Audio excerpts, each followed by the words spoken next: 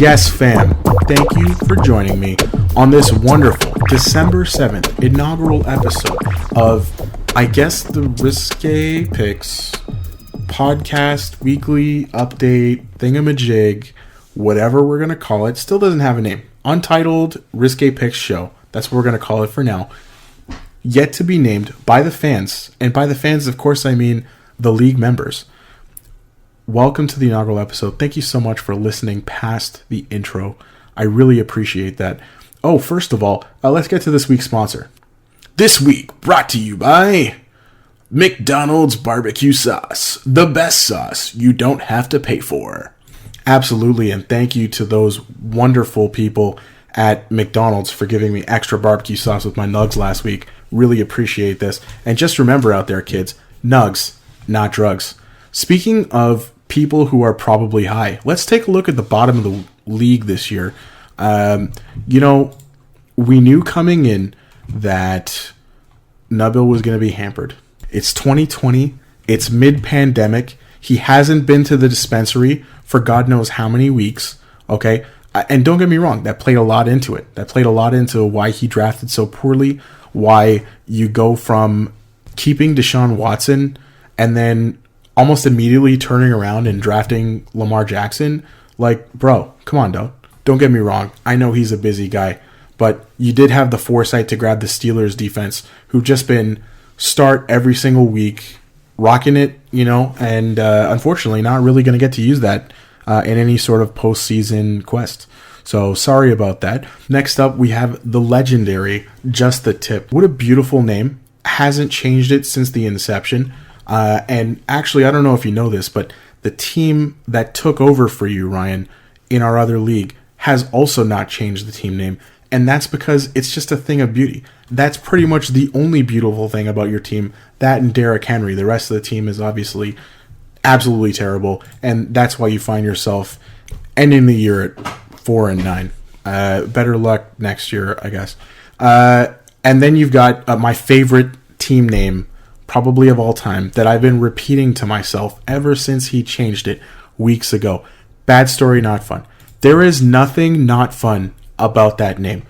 Bad story, not fun.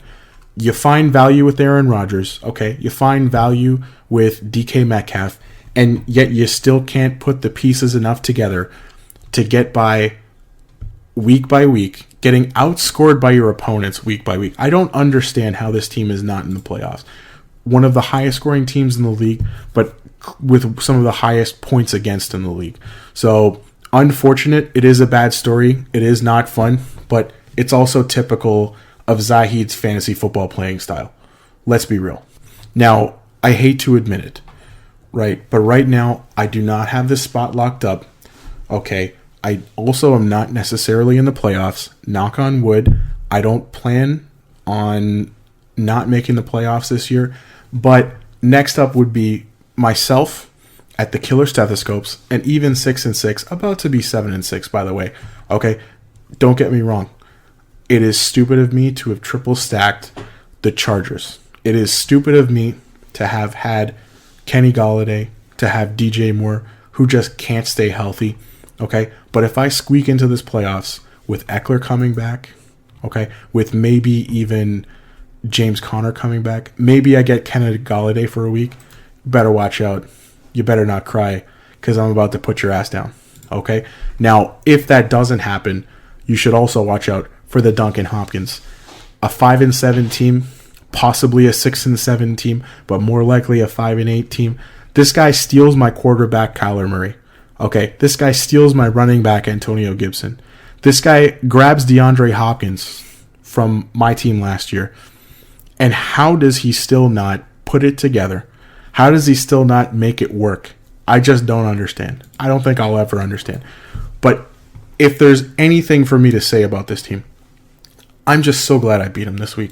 I mean, again, it's not over, okay? But things are looking pretty good for the Killer Stethoscopes this week. I'm still bitter. I'm still bitter from 2 years ago.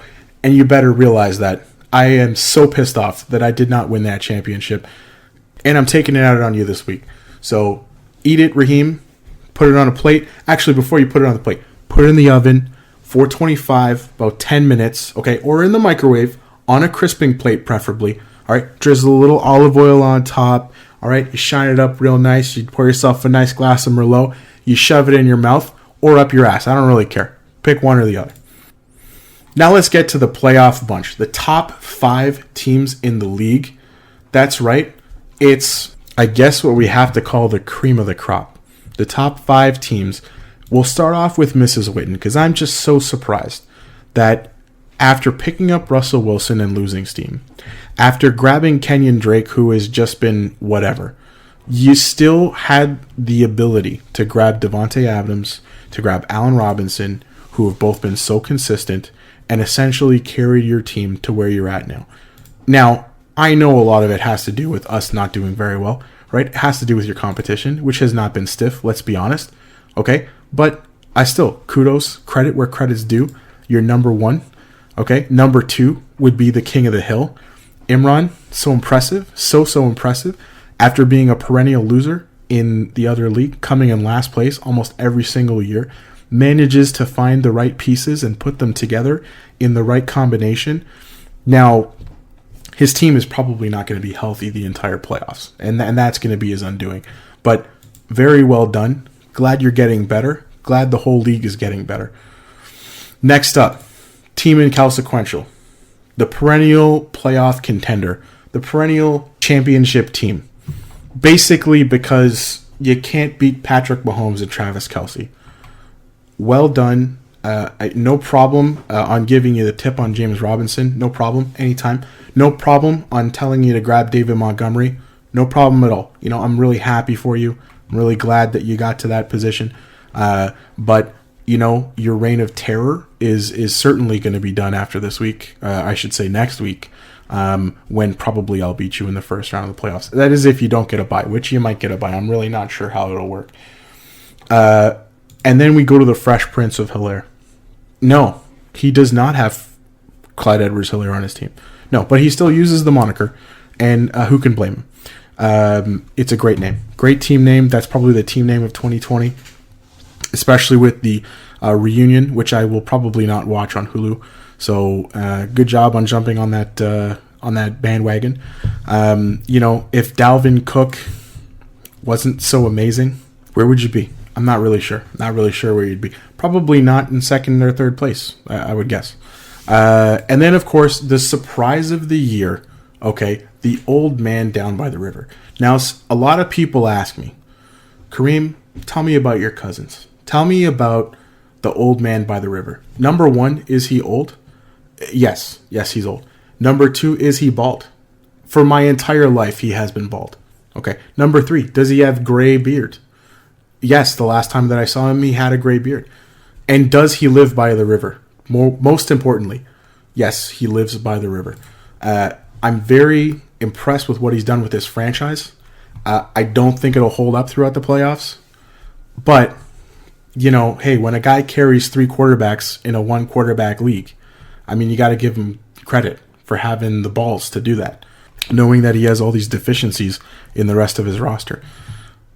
Now, the only other thing I want to add at the end of this podcast to just wrap everything up, and I'm sorry for calling it a podcast, it's an MP3. Updates to next year, updates to this year.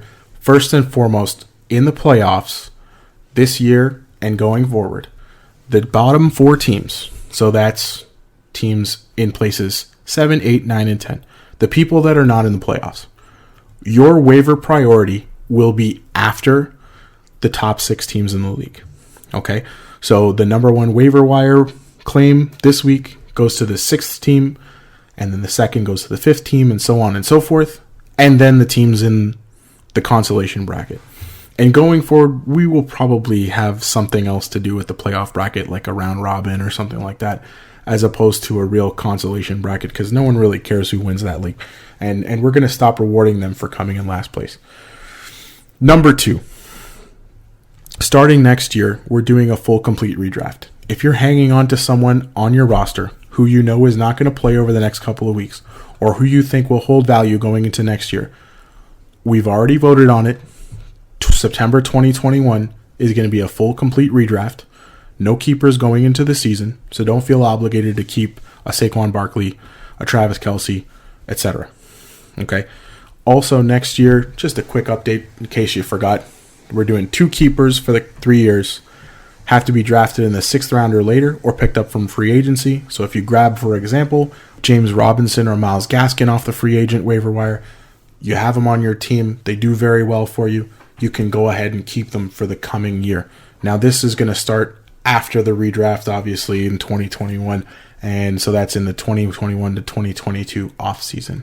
We're also going to be looking at a different roster format into next year. We'll talk about that as well going forward.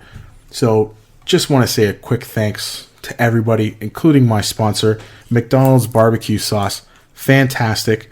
So glad that they decided to give me an extra packet yesterday. I guess those are the perks of having a sponsorship. That, or those are the perks of choosing nugs over drugs. Okay, and again, to all you kids out there, nugs, not drugs. All right? Anyway, great job, everyone, on another 2021. Well done. Obviously, we're not completely done. Best of luck to everybody in the playoffs. And, of course, by best of luck, I mean suck it. You're all going down. And thank you so much for listening.